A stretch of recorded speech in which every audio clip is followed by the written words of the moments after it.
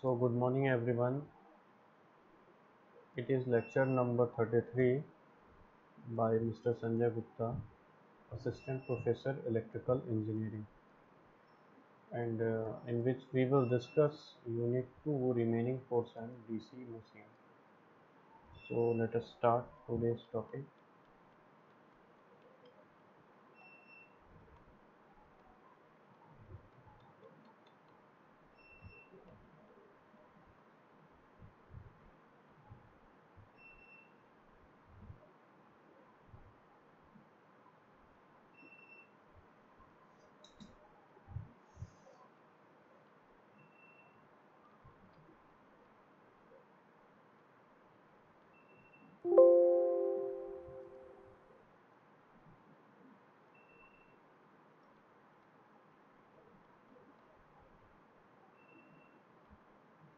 In last lecture,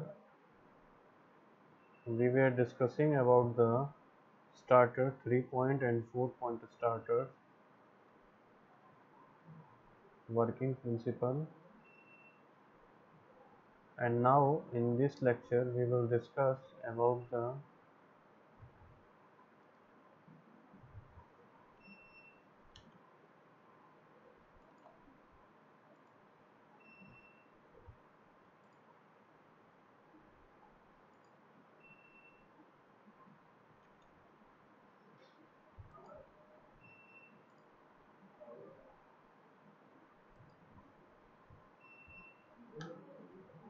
DC generator characteristics. So if we talk about the characteristics of DC generator, it is the very important topic as per the BTE. It has been asked in 2005, 2013, 2014, 17 and 19. So first subheading is series generator के अभिलक्षण, means characteristics of series generator. If I am talking about the characteristics of series generator, so see here, curve is plotted between IF field and voltage any EMF. Current is plotted on the x-axis and EMF is plotted in the y-axis. So if I'm talking about series generator, so initially the curve shows straight line, means EMF is directly proportional to IF, and as current reaches this peak value, it starts decline, means see here IF now constant.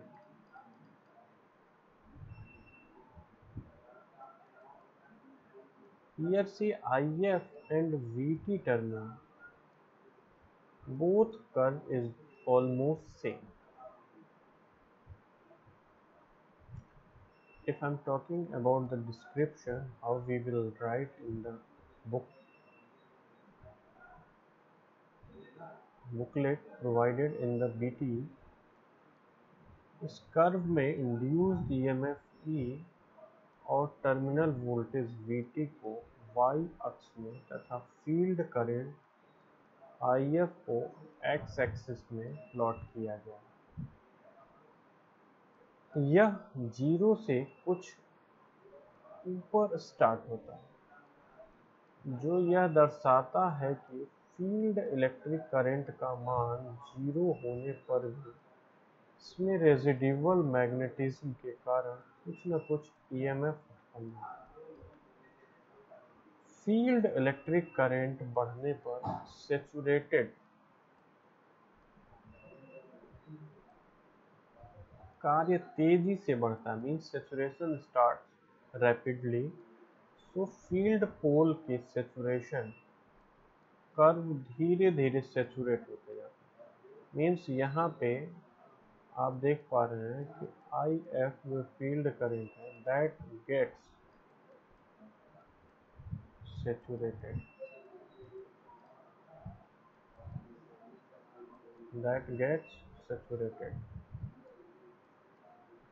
अर्थात induced EMF का मान स्थिर हो जाता है।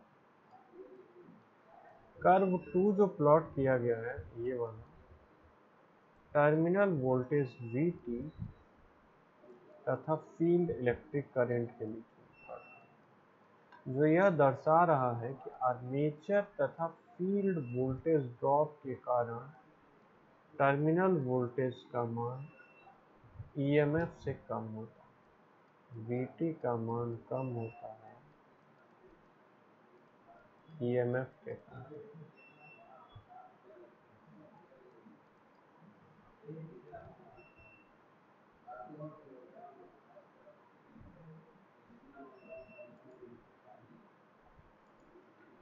Shunt generator characteristics.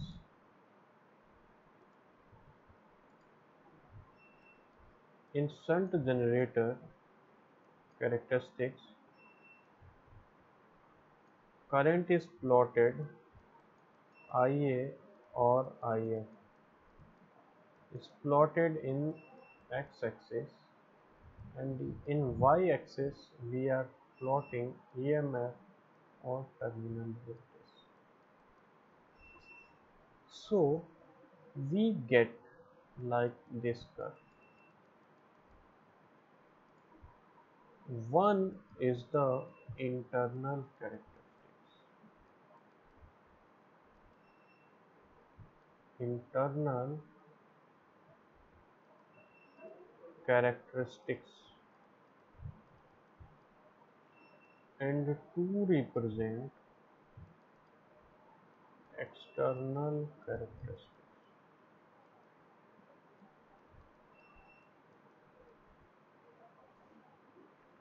See here, figure 41 में shunt generator के EMF तथा फील्ड करंट कर्व को, means EMF and field current को प्रदर्शित किया गया है। क्योंकि नो लोड कंडीशन में शंट जनरेटर की तरह ही कार्य करता है, इसमें फील्ड करंट का मान बढ़ने से इंड्यूस्ड ईएमएफ का मान तीव्रता से बढ़ता है, मीन्स रैपिडली ग्रो कर रहा है। परंतु जैसे जैसे फील्ड पोल्स संयुक्त सेचुरेशन की ओर बढ़ते हैं, ईएमएफ का मान तेजी से क्या होता है, बढ़ता है, और कर्व क्षैतिज हो जाता है, मीन्स स्ट्रेट। कर्व 1 जो है जनरेटर का इंटरनल कैरेक्टरिस्टिक्स को रिप्रेजेंट करता है। जनरेटर को लोड से कनेक्ट कर देने पर इसका वोल्टेज ड्रॉप IaRa बढ़ जाता है और फील्ड वाइंडिंग के सिरों पर ईएमएफ का मान घट जाता है। यदि लोड को निर्धारित सीमा से अधिक बढ़ा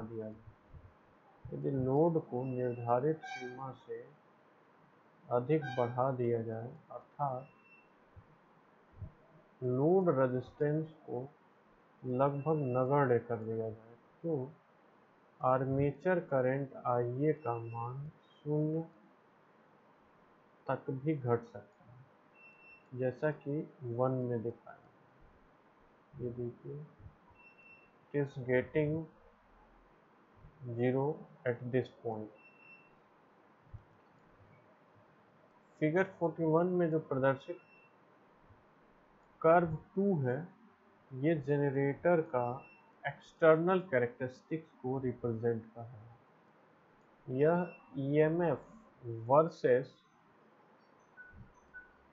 लोड करंट, यानी कि एक्सटर्नल जो कैरेक्टरिस्टिक्स है, ईएमएफ वर्सेस IL प्लॉट किया गया है। EMF versus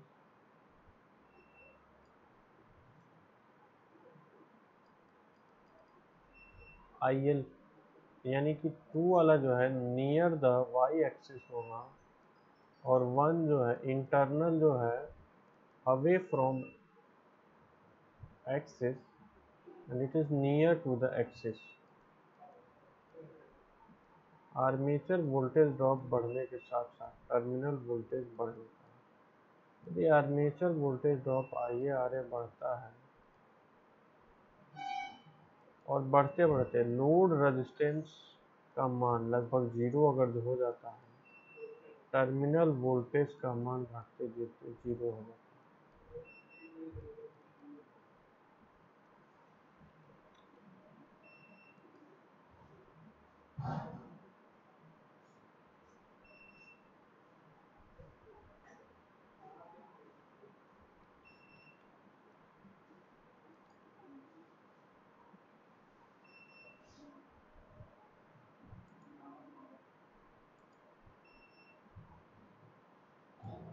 compound generator, compound generator आपके दो टाइप के होते हैं, differential compound generator and cumulative compound.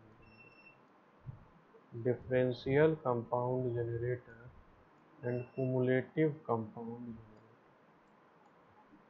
Differential compound generator, इस प्रकार के जनरेटर में रिलक्टेंस फ्लक्स का मान series field flux phi SH और फाई सीरीज के बराबर है। डिफरेंशियल में फाई SH और फाई सीरीज इन दोनों के डिफरेंस के क्या होता है,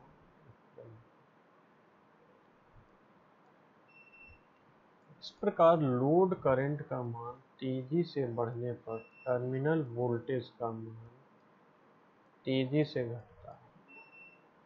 लोड करंट का मान तेजी से बढ़ने पर मीन्स IL जितना तेजी से बढ़ेगा VT उतना तेजी से घटेगा। कंपाउंड जनरेटर की बात करते हैं तो VT और वर्सेस IL जो कर्व प्लॉट कर रहे हैं,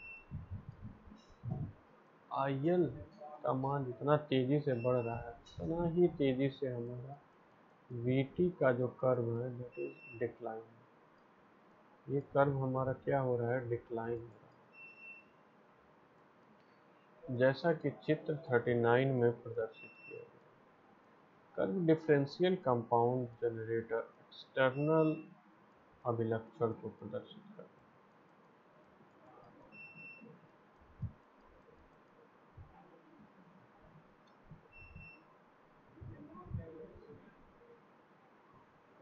Now see here cumulative compound generator.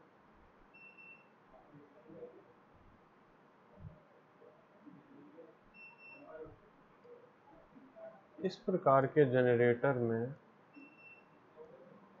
Flux का मान सर्ज फील्ड और सीरीज फ्लक्स के योग के बराबर है। ये डिफरेंशियल में जो था आपका फ्लक्स का जो मान होता था phi shunt difference phi series, but जब कुमुलेटिव की बात आ रही है phi equals to phi shunt plus phi series.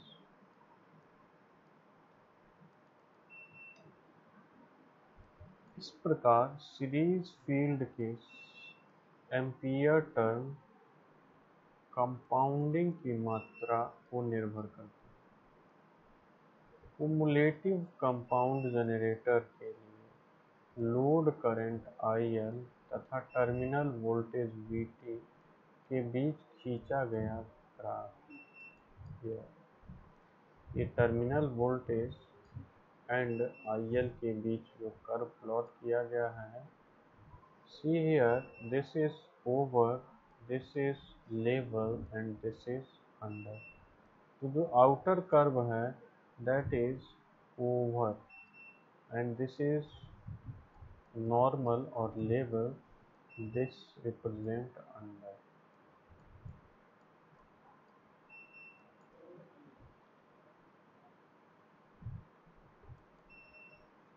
See here, over compound generator, यदि लोड बढ़ने पर जनरेटर के टर्मिनल वोल्टेज, कहने का मतलब if we increase the load, यदि लोड बढ़ने पर जनरेटर की टर्मिनल वोल्टेज बढ़ जाती है, तो उस जनरेटर को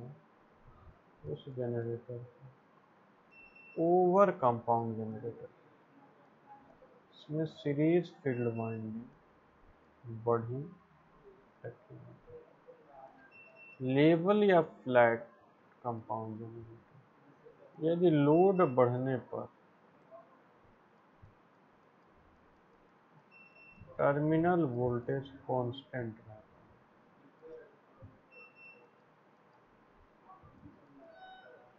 तो उस जनरेटर को लेवल कंपाउंड जनरेटर, इसमें series field winding over compound generator की सीरीज वाइंडिंग की तुलना में छोटी रखी जाती है। अंडर कंपाउंड जनरेटर, यदि लोड बढ़ने पर, तीनों केस में हम लोग क्या करते हैं, लोड को बढ़ाते हैं, टर्मिनल वोल्टेज घटती है, VT घटती है, तो उस जनरेटर को अंडर कंपाउंड जनरेटर कहते हैं। इसमें सीरीज फील्ड वाइंडिंग ओवर तथा लेवल कंपाउंड के सीरीज फील्ड वाइंडिंग में छोटी रखी जाती है। मीन्स ओवर में आपका क्या है, RL बढ़ने पे VT बढ़ रहा है, लेवल में RL बढ़ने पे टर्मिनल वोल्टेज आपका कांस्टेंट हो रहा है, और अंडर कंपाउंड के केस में RL बढ़ने पे यानी लोड रेजिस्टेंस बढ़ने पे टर्मिनल वोल्टेज का मान डिक्रीज हो रहा है। Now in next video we will discuss characteristics of DC motor. In next video we will discuss characteristics. So thank you, thanks for watching.